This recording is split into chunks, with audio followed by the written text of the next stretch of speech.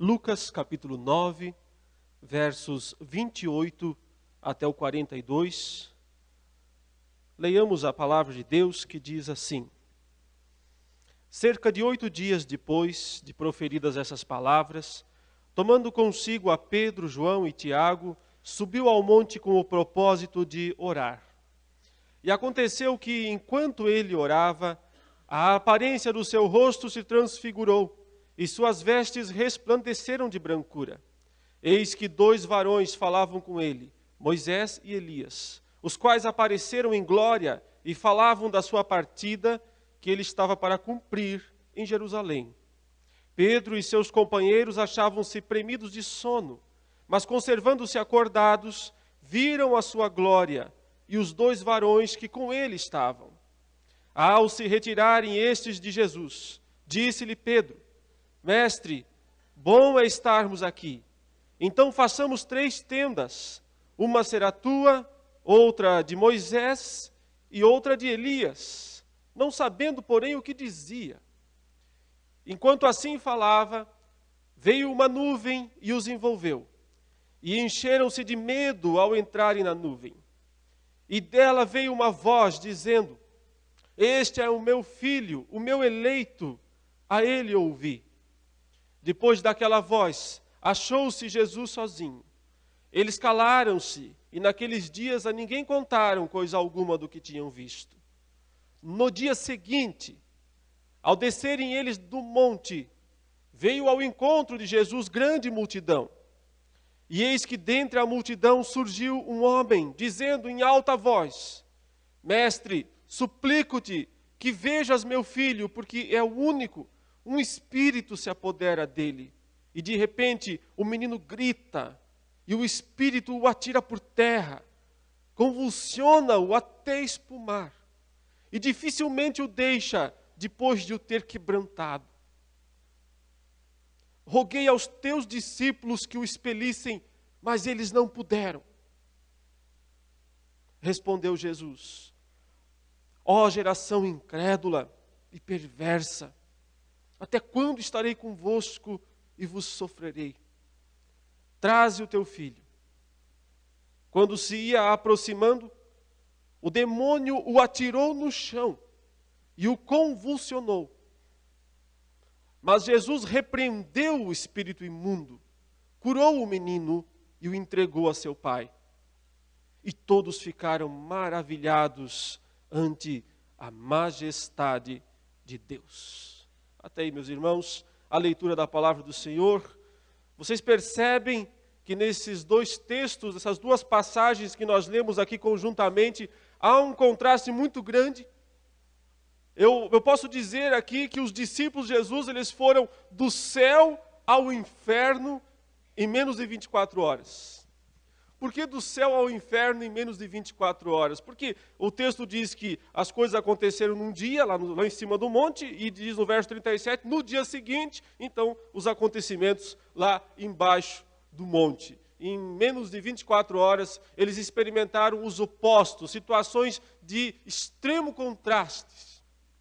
Lá em cima, como nós já tivemos a oportunidade de falar muitas vezes sobre essa passagem, lá no alto do monte, eles viram Jesus glorificado. Jesus mostrou um pouquinho da glória dele para os seus discípulos. Receberam a presença bendita de Moisés, de Elias, que representam todo o Antigo Testamento, a lei e os profetas. Ouviram a voz poderosa de Deus dizendo: Este é meu filho, o meu escolhido, o meu eleito, o meu amado. Vocês têm que ouvi-lo. Foi tão gostoso estar lá em cima que eles nem sequer quiseram ir embora. Pedro disse: Olha, vamos fazer aqui umas tendas e vamos viver aqui para sempre, porque aqui é muito bom. É quase um céu, é quase um paraíso o que eles experimentaram no primeiro momento. Praticamente algo muito parecido com o céu, a presença de Deus, a glória de Cristo, a comunhão dos santos. Mas quando eles descem lá embaixo, eles se deparam com aquilo que é quase um inferno. Não é um inferno, mas é quase um inferno. Se aproxima um pouco, tem algumas semelhanças, porque lá embaixo o que eles encontram é o terror, a dor, a angústia, a incapacidade humana. Quando Jesus então desce do monte no dia seguinte com os seus discípulos, vem ao encontro dele uma multidão, diz o texto. E no meio dessa multidão sai um pai, sai um homem, que fala a Jesus: eu estou desesperado porque eu tenho aqui meu filho, o único filho, ao que tudo indica é um menino pequeno. Não dá para saber a idade dele, mas pelas expressões utilizadas por todos os evangelistas que registram essa passagem, ele é jovem, talvez ele tenha 10, 11 anos. E ele está possesso, está possuído por algum tipo de espírito maligno, por algum tipo de demônio que está possuindo esta criança. E observem os detalhes, como Lucas, que é um médico, como ele dá detalhes da situação clínica, da situação física desse menino. Ele diz, olha, ele grita, o espírito o atira por terra, diz no verso 39, convulsiona-o, ele usa uma expressão da medicina, convulsiona-o até espumar, e dificilmente o deixa, mesmo depois de o ter quebrado, de o ter assim prostrado, de praticamente o ter destruído. Ele usa expressões médicas para descrever o estado clínico, porém causado não por uma situação física, e sim por uma situação espiritual, um caso de possessão demoníaca. Então vejam os contrastes entre essas duas situações. No primeiro momento eles estão lá em cima, experimentando a presença, a comunhão com Cristo, a comunhão com Moisés, com Elias, com os demais discípulos que estão lá, Pedro, Tiago e João, ouvindo a voz de Deus, e na sequência, logo em seguida, eles estão lá embaixo, enfrentando o caos, a angústia, o desespero, a realidade de um mundo dominado pelas trevas, de um mundo coberto de trevas. O que tudo isso nos ensina nesse grande capítulo aqui sobre o discipulado? Lembrando que nós estamos falando desde o início do versículo 1 e mostrando como o Senhor Jesus foi ensinando os seus discípulos na teoria e na prática o que significa ser um discípulo e qual é o propósito dele para a vida de cada um. Em primeiro lugar, meus irmãos, nós aprendemos nessa passagem que na vida de discípulos, na vida do discipulado, nós também enfrentaremos momentos contrastantes em nossa vida, momentos de extremo contraste. E quer saber, de certo modo, isso é esperado. Deve ser assim. É esperado que os discípulos de Cristo passem momentos gloriosos na presença de Deus. É esperado que discípulos experimentem com prazer, com alegria, a comunhão dos santos, que possam ouvir a boa palavra de Deus de uma forma tão intensa e tão benéfica para a vida deles, que eles não vão nem querer ir embora, que eles vão querer ficar mais tempo, que vão querer experimentar mais desta comunhão, deste momento na presença do Senhor. Mas também é esperado que eles deixem esse lugar para adentrar ao mundo rodeado de desespero, de morte, de dor e principalmente de demônios. Principalmente de demônios. É esperado que os discípulos transitem entre essas duas instâncias. Tenham seus momentos de íntima comunhão com Deus, onde vão se reabastecer espiritualmente falando, onde vão experimentar, receber a graça, o poder de Deus, mas também depois saiam e enfrentem as situações de trevas, de caos, de morte e de desespero que rodeiam a nossa terra, que dominam o nosso mundo. Não é ir longe demais dizer que experimentar esses contrastes é necessário. Eu me pergunto, meus irmãos, se às vezes o maior problema da igreja cristã ortodoxa, da igreja cristã tradicional dos nossos dias, não é justamente o fato de que vivemos muitas vezes vidas muito medianas. Entende o que eu quero dizer por mediano? É um meio termo. Ficamos mais ou menos no meio, mais ou menos no centro. Isso quer dizer que nós não experimentamos muitos momentos na presença de Deus. Isso quer dizer que talvez nós vivamos um cristianismo muito apático. Que nossas orações são decoradas, sempre as mesmas coisas, sem fervor, sem graça. Isso talvez queira dizer que o nosso louvor a Deus é apático, mecânico, quase por obrigação. Não temos os momentos de grande comunhão com Deus, na presença dEle, onde vamos abastecer de uma maneira plena os reservatórios, o tanque aí espiritual da nossa vida. E porque não temos muitos momentos assim, talvez também não consigamos entrar verdadeiramente na luta contra este inimigo. E por isso, muitas vezes, nos tornamos como aqueles outros discípulos que não haviam acompanhado Cristo, que haviam ficado lá embaixo e que não puderam fazer nada diante da situação em que eles se depararam. E que fracassaram na tarefa de expelir aquele espírito maligno que estava dominando aquela criança. Queridos, a segunda lição que essa passagem nos ensina a respeito do discipulado. A primeira é que Deus quer que nós tenhamos esses momentos de contraste, sim, na nossa vida. De experimentar a presença de Deus, de ter comunhão com Ele, de receber o seu poder, para também adentrar o mundo de trevas e lá poder testemunhar, e lá poder enfrentar a dor, o desespero do mundo com algo para oferecer, que é muito mais do que técnicas, que é muito mais do que palavras, que é muito mais do que dizer faça isso ou faça aquilo, mas é ter graça, poder de Deus para abençoar a vida dos outros. Mas em segundo lugar, isso nos ensina também nesse contexto do discipulado, que nós precisamos enfrentar a triste realidade demoníaca do nosso mundo. A triste realidade demoníaca do nosso mundo. Vejam a situação desse garoto, desse menino. Vejam os detalhes que Lucas, o médico, dá do seu estado, das coisas terríveis que aquele espírito maligno estava operando na vida daquele menino. Não há idade para o maligno começar a agir. Hoje, mais do que nunca, o alvo são as crianças. Falamos aqui no segundo domingo sobre as crianças, uma mensagem especial para elas, importante demais.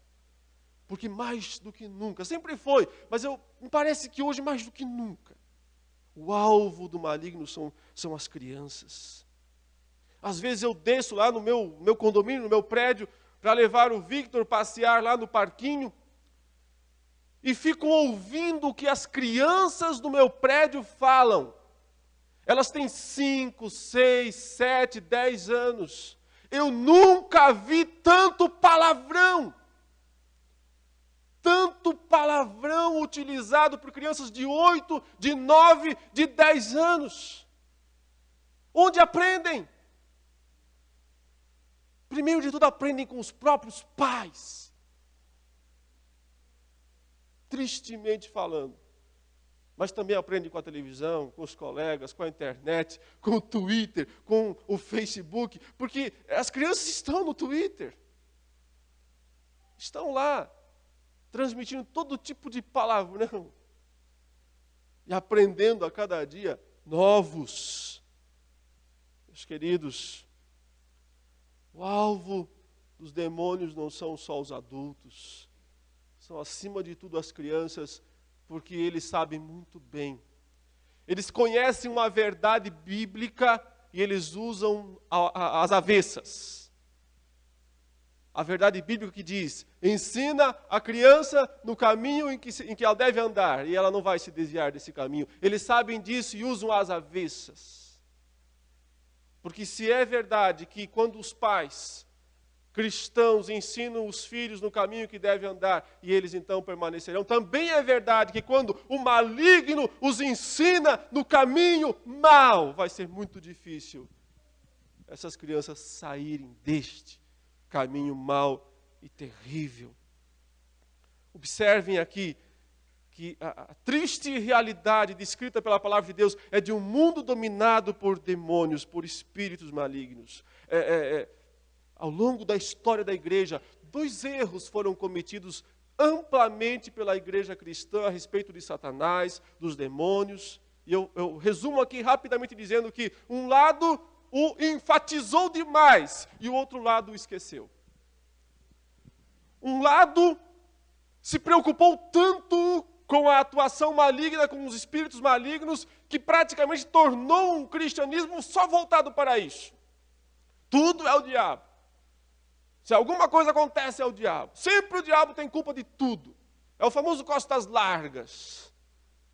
Ao ponto de que, às vezes, se desculpa as ações humanas, atribuindo tudo à ação de espíritos malignos. O que, evidentemente, a Bíblia não concorda.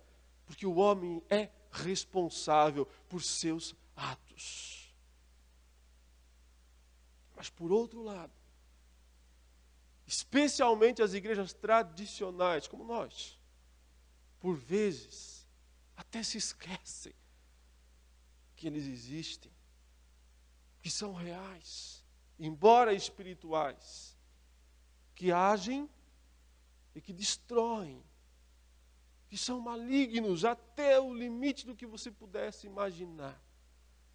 Algumas verdades que eu resumo aqui da palavra de Deus a respeito de Satanás e seus anjos caídos, coisas que a Bíblia nos ensina. Ao longo dos evangelhos aprendemos que eles podem possuir pessoas e causar muito mal a essas pessoas. Doenças, inclusive. Grande sofrimento eles podem causar. O próprio Cristo, o próprio Senhor Jesus, chamou Satanás, lá em João 12:31, de o príncipe deste mundo. Expressão utilizada por Cristo para Satanás, o príncipe deste mundo. E ele disse que esse príncipe seria expulso em seguida, e foi quando Cristo deu sua vida na cruz e ressuscitou. Mas esse é o título que o próprio Cristo atribuiu a Satanás. O apóstolo Paulo, por sua vez, em 2 Coríntios 4:4, o chamou de o Deus deste século. O Deus desse século. Claro, Deus com letra minúscula. No sentido de aquele que influencia perversamente a época. Século quer dizer época. O Deus desta época, o Deus deste mundo perverso, deste mundo decaído. O próprio apóstolo Paulo nos disse em Efésios capítulo 6, versículos 10 em diante, que é contra ele e esses seus aliados que é a nossa luta. Ele disse, a nossa luta não é contra a carne e o sangue, mas contra os principados e potestades, contra os dominadores deste mundo tenebroso, contra as forças espirituais do mal nas regiões celestes. E ele disse, portanto, igreja, tomai toda a armadura de Deus, para poder resistir no dia mau. E depois de ter vencido tudo, permaneceis inabalável. E ele fala, vista o capacete da salvação. Pega a espada do Espírito, o cinto da justiça, a couraça da justiça, os calçados da preparação do Evangelho, as várias partes da armadura do cristão. Ele diz, essa é a sua defesa, não vá desarmado para o campo de batalha, porque senão você vai ser destruído. O apóstolo Pedro diz que Satanás é como um leão que ruge, que anda em derredor, como um leão que ruge, sempre procurando alguém para devorar. Então ele diz, portanto, resistir-lhe firme na fé. É preciso resistir, resistência. Portanto, resistir-lhe firme na fé. 1 Pedro 5, 8 e 9. O apóstolo Tiago usa as mesmas palavras, ele diz, resisti ao diabo e ele fugirá de vós. Resisti ao diabo e ele fugirá de vós. O apóstolo João também fala a respeito da atuação desse maligno. Lá no livro do Apocalipse ele diz, no capítulo 12, versículo 12, e foi expulso do céu o acusador dos nossos irmãos, que dia e noite os acusava diante de Deus. Essa expulsão aconteceu na ascensão de Cristo, após a ressurreição. Quando Cristo sobe aos céus e assume o poder de governar toda a terra, quando ele pode dizer aos discípulos, toda a autoridade me foi dada nos céus e na terra. Esse é o momento em que Satanás é expulso definitivamente do céu, perde o cargo de acusador lá em cima, mas as consequências aqui embaixo não são nada boas. Ele diz, ai da terra e do mar. Porque o diabo desceu até vós, cheio de grande cólera, sabendo que pouco tempo lhe resta. É um erro ignorar essas coisas. É um grave erro ignorar que existe uma atuação maligna, ferrenha neste mundo. E que essa atuação só vai aumentar. Porque o apóstolo Paulo também diz lá em 2 aos Tessalonicenses, capítulo 2, versos 6 e 7, que a atuação maligna nesse mundo só não é maior, só não era maior, porque algo ainda estava detendo. Mas ele diz, no momento em que esse algo, que é Deus, evidentemente, é o poder de Deus, barrando a atuação de Satanás, quando esse algo que ainda detém fosse removido, ele diz, então se revelará o iníquo. Então nós iríamos ver a ação, uma ação muito maior do mal neste mundo. É um erro ignorar essas coisas. Nós precisamos entender a realidade terrível desse conflito. E se nós temos fracassado em muitas áreas da nossa vida espiritual, é porque nós temos ignorado a presença desse inimigo invisível, porém terrível.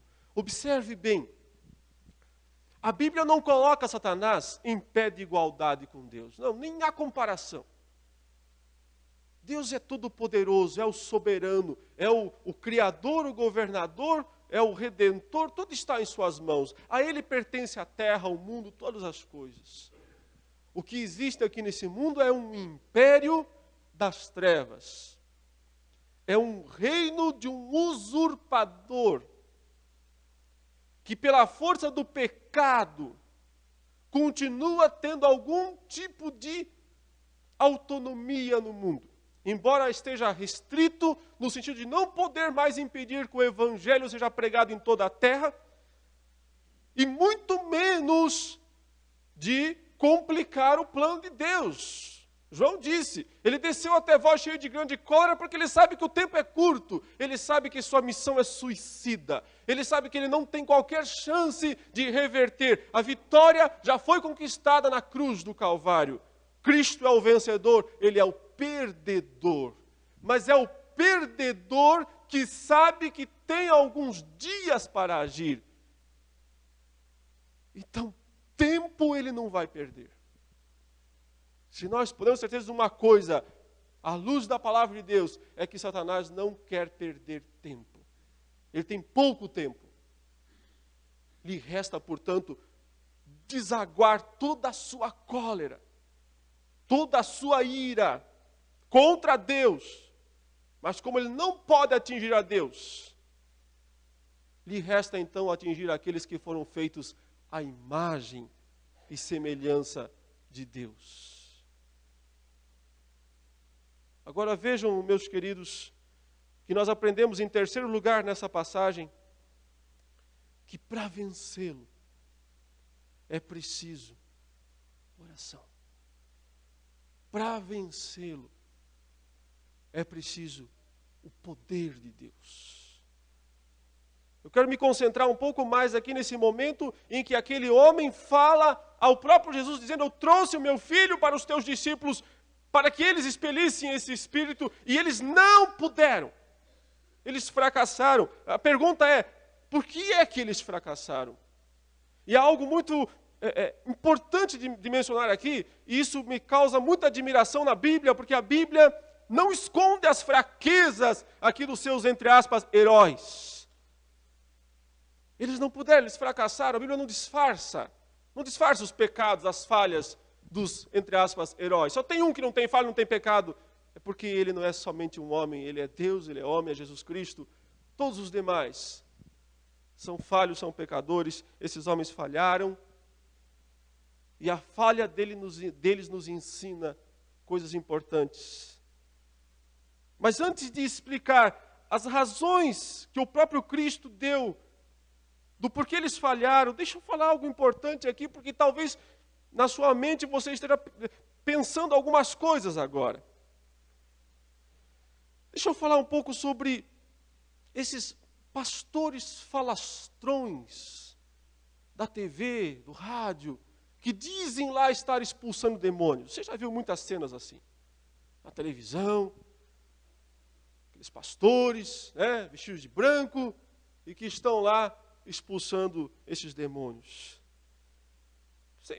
Sem mencionar o fato de que muitos casos aí já foram comprovados de que os supostos possessos recebem uma graninha lá no final, quando recebe o cachê.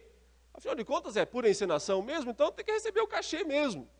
Está representando uma peça, tem mais é que passar no final lá e pegar mesmo o dinheirinho. Todo mundo tem direito de receber o dinheirinho por apresentação, não é? Sabe por que esses homens não expulsam demônios de verdade? Sabe por que tudo isso é uma farsa, uma palhaçada para enganar as pessoas? Porque o próprio Jesus disse que Satanás não expele Satanás. Ele próprio disse que Satanás não expele Satanás. Esses homens trabalham para Satanás, não podem expulsar Satanás. Eles estão a serviço dele. Como poderiam expulsá-lo? Essa semana mesmo eu estava no trânsito, Uma das coisas que a gente mais faz aqui em São Paulo, no trânsito. E aí, dando uma olhada nas rádios aí, parei numa famosa dessas, não vem ao caso mencionar. E eles estavam lá falando sobre expulsão de demônios, sobre prosperidade, sobre isso, só prosperidade e tal. Como é que era a sua vida? Era miserável, eu não tinha nada, era terrível. E agora? Agora eu tenho uma casa, um carro, agora eu tenho um emprego, agora eu tenho uma empresa. E um sujeito estava enfatizando muito lá que antes ele não tinha sapatos. Não tinha nem sapato para ir para a igreja, tinha que pegar emprestado. E agora eu tenho muitos pares, lustros, bonitos. Como se isso fosse a razão de ser do Evangelho. Como se Cristo Jesus tivesse morrido na cruz para que você pudesse ter sapatos. Como se ele tivesse dado o sangue dele lá, carregado aquela coroa, sabe? Para que você tivesse sapatos. Foi por isso que ele morreu lá na cruz do Calvário. Mas o que me chamou a atenção é que agora eles estão usando uma técnica, dizendo assim, que as pessoas têm que ter essa é a palavra que eles usaram, um espírito de revolta. Um espírito de revolta, ou seja, não se contente em ter pouco. Não se contente em ter pouco. Se a sua situação está ruim, se você está pobre, se você está com uma enfermidade, então crie um espírito de revolta contra essas coisas. E venha para a igreja e faça a corrente lá, certo? E dá o dinheirinho lá, claro, sem dúvida. E aí você vai ser libertado. Eu fiquei pensando, poxa, agora eles estão explícitos, É isso que eles dão para as pessoas. Um espírito de revolta. Isso não é o Espírito Santo. Isso é algum outro tipo de espírito. Mas o Espírito Santo certamente não é um espírito de revolta. Eu insisto nisso. Esses pastores dessas igrejas, eles não expulsam demônios, porque eles trabalham para ele. Eles não podem expulsá-lo. É duro nós termos que, nos dias de hoje, ter que falar isso claramente. É triste ter que falar isso claramente. Mas é a realidade terrível dos nossos dias. Mas voltemos aqui aos discípulos. E por que é que eles, verdadeiros discípulos de Cristo, não falsos, verdadeiros discípulos de Cristo, por que falharam? E a resposta nos foi dada no texto paralelo que está lá em Marcos. Abra lá a palavra de Deus em Marcos, capítulo 9, versículo 28 e 29.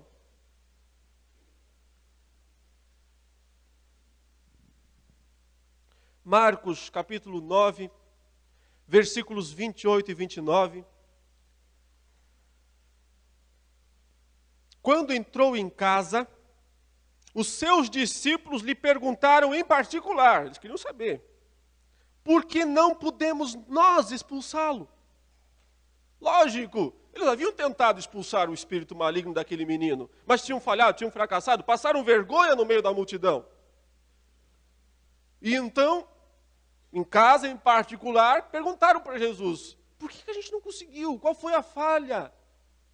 E vejam a resposta de Cristo, verso 29. Respondeu-lhes, esta casta não pode sair senão por meio de oração e jejum. Esta casta não pode sair senão por meio de oração e jejum. A palavra jejum aí na sua Bíblia está entre colchetes, porque provavelmente não há muita certeza sobre se essa palavra estaria no texto original escrito por Marcos. Ela está em várias cópias posteriores. Então nós não temos certeza, mas não quer dizer que a palavra não seja verdadeira. Porque oração e jejum são práticas aceitáveis, quando devidamente praticadas de acordo com a palavra de Deus. Então observe que Jesus disse o seguinte, vocês se depararam hoje aqui com um tipo de espírito, ele falou, com uma casta, com um tipo de demônio, que vocês não estavam preparados para enfrentar. E vocês não estavam preparados para enfrentar essa casta de espírito, de demônio que vocês enfrentaram hoje aqui, porque faltou a vocês oração e jejum. Ou seja, faltou o poder de Deus na vida deles. Então, lembra do contraste outra vez. Jesus e os discípulos estavam lá em cima, na comunhão com Deus, ouvindo a palavra de Deus, vendo Cristo na sua glória, e desceram, e Jesus expulsou o demônio, e foi tão fácil para ele fazer isso. Não teve luta, não teve guerra, não existe luta de boxe entre Jesus e o demônio. O Satanás não tem a mínima chance contra Cristo. Ele simplesmente repreendeu, ordenou, sai, o demônio saiu. Não tem resistência contra Cristo. Mas os discípulos que não haviam ido com Cristo e que haviam permanecido lá embaixo, não haviam conseguido expulsá-lo. Esse espírito maligno. E então o próprio Cristo disse, é porque faltou oração e jejum. Essa casta depende disso. Depende do poder de Deus. Nós precisamos de poder espiritual para fazer diferença na vida das pessoas. E nós só obtemos esse poder através da busca, da comunhão com Deus, da verdadeira oração e até mesmo do jejum. É preciso entender que jejum não é sacrifício. Muitas pessoas praticam jejum como uma espécie de um sacrifício através do qual elas vão obter alguma coisa de Deus. Do tipo assim, eu estou querendo muito um emprego, então eu vou jejuar para ver se Deus me dá o emprego. Isso é um uso errado do jejum. Ele não é uma ferramenta de barganha com Deus. Não é uma ferramenta de troca com Deus. Estou me sacrificando aqui a Deus, então vê se o Senhor faz alguma coisa por mim. Não é essa a ideia. O jejum não é uma ferramenta para tentar amolecer o coração de Deus. Veja como eu estou sofrendo, então Deus, por favor, faz alguma coisa por mim. E a comparação é bem simples. Pense o seguinte, você tem um filho ou uma filha, pequeno, certo? E ele vem e fala para você, papai, mamãe, eu não vou comer nada porque eu quero te agradar. Almoça aqui, filhinho. Não quero nada porque eu quero te agradar. Não agrada. A questão é que não agrada desta maneira. Porque pai nenhum, mãe nenhuma quer ver seu filho sofrendo. Quer ver seu filho se sacrificando. Papai, a partir de hoje eu não vou mais almoçar para ver se o senhor me dá uma bicicleta. Não tem lógica. Não tem lógica nenhuma, não é para isso, não funciona dessa maneira. Então, para que serve o jejum? Quando ele é aceitável? Neste caso, nessas situações, como um reforço da oração. Oração e jejum. Não tem só jejum.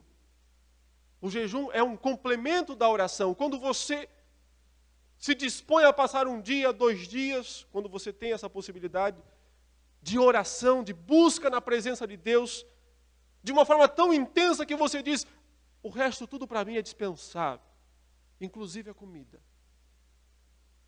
É uma ferramenta de concentração, concentra a oração, fortalece a oração, torna aquele momento especial de busca.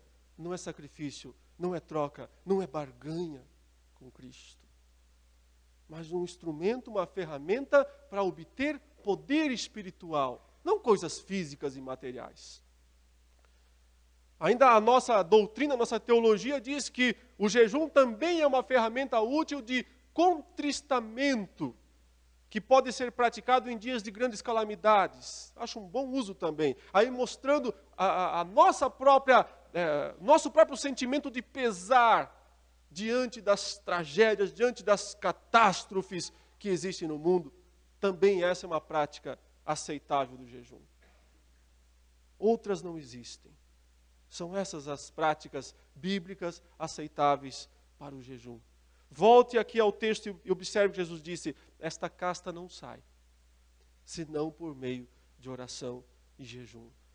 Se nós quisermos vencer, meus irmãos, os desafios que estão diante de nós, no discipulado, no evangelismo, na pregação da palavra de Deus, na nossa própria vida, nós temos que estar mais tempo na presença de Deus. Nós temos que orar mais, experimentar mais, sabe, rever a nossa vida e ver se não estamos medianos demais em tudo. Se não estamos medianos demais, sabe, não temos momentos na presença de Deus de verdade. Se a nossa fé, a nossa vida cristã não está muito burocrática demais, automática demais, no sentido de sempre repetir as mesmas coisas, mas sem vida. Frequentar a igreja, orar, cantar, louvar, mas, sabe, automático. Sem experimentar para valer e com profundidade o sentido, o significado destas coisas sublimes na nossa vida. Porque se não houver a armadura de Deus, se não houver o verdadeiro poder espiritual, nós vamos apanhar. É duro usar essa palavra, mas nós vamos apanhar. Apanhar do maligno, como aqueles judeus apanharam. E apanharam fisicamente quando tentaram expulsar uns espíritos. Eles disseram, em nome de Jesus, a quem Paulo prega, saiam desse homem. E os espíritos falaram, a gente sabe quem é Jesus, sabe quem é Paulo, mas e vocês? Quem são vocês? E levaram uma surra, para não apanharmos. tanto no sentido espiritual, que esse é o principal, quanto eventualmente no sentido físico. Precisamos buscar mais o poder de Deus, a presença dEle, a sinceridade da nossa vida com Ele, das nossas orações, do louvor, da meditação na palavra do Senhor. Não superestimar o maligno, mas também não subestimar o maligno. Porque Paulo diz que não devíamos ignorar os desígnios de Satanás. Mas, acima de tudo, confiando neste Cristo Todo-Poderoso, que está em nossa vida, confiando no poder deste Jesus Cristo que já venceu Satanás, não vai vencer, já venceu, já triunfou, confiando no poder, na presença dEle, enfrentar as batalhas, resistir, que é a ordem para nós na palavra de Deus, crendo que a vitória que é dele também será nossa. No final da carta de Paulo aos Romanos, ele diz que Deus haveria de em breve esmagar Satanás debaixo dos pés da igreja. Note, Cristo já esmagou Satanás debaixo dos pés dele, na cruz. Mas Paulo diz, isso também vai ser realidade na vida da igreja, na vida de vocês. Busquemos mais a graça, o poder de Deus, a comunhão com Cristo. Vejamos se nossa vida não está muito mediana demais. Vejamos se não está muito automática demais. Para que possamos experimentar o verdadeiro fervor, que não é fanatismo. É uma mistura de fé e entendimento. Isso é a vida cristã, uma mistura equilibrada de fé e de entendimento.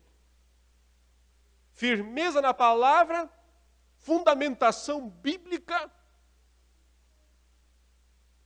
e sede de Deus, e anseio pela presença e busca do poder de Deus. Nesse equilíbrio, nós experimentaremos a vitória e não o fracasso, e não a derrota. Até porque não fomos destinados para o fracasso, mas para a vitória. Naquele que já venceu e que é Cristo Jesus, o nosso Senhor.